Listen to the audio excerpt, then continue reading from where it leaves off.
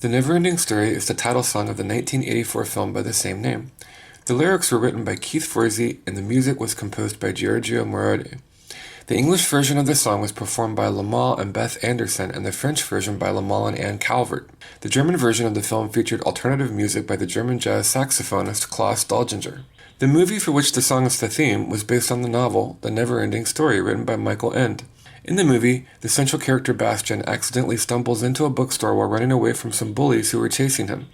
Here he finds and secretly makes off with a book with a strange emblem on it titled The NeverEnding Story. He locks himself away in his school's attic and begins to read the book, which tells the story of the land of Fantasia, which is being destroyed by the Nothing. The main character in the book that Bastion is reading is Atreyu, who travels with his horse, Artax, to see the childlike Empress. The Empress tells Atreyu that Fantasia is dying and will be consumed by the Nothing unless he finds a way to save it. Atreyu is off, facing many adventures and dangers as he tries to find a way to save Fantasia.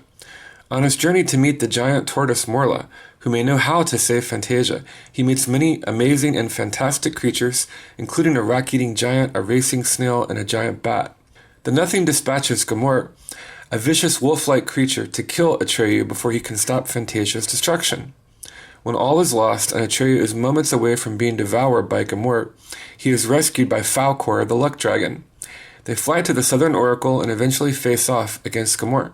From Gamor, Atreyu learns the reason the Nothing seeks to destroy Fantasia, discovering that Fantasia is a world created from people's dreams and imaginations, and that if people can be made to stop dreaming and creating, they will become easy to control as slaves. It is therefore the Nothing's goal to crush the imaginations, dreams, and aspirations of the human world with dark despair and therefore annihilate the land of Fantasia. Atreyu wins his battle against Gamor but succumbs to despair as Fantasia is destroyed around him. He is rescued by the luck dragon Falkor, and they fly through the crumbling remains of their planet. Miraculously, they find the Empress still alive floating in her castle.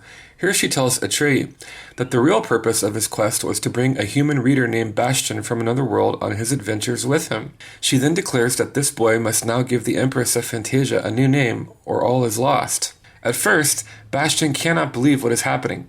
Imagine if you were reading a novel in which the character suddenly started talking about the reader with intimate knowledge of his name and personal life. How would you react? But in the end, he overcomes his shock, enters Fantasia, and gives the name of his deceased mother to the Empress.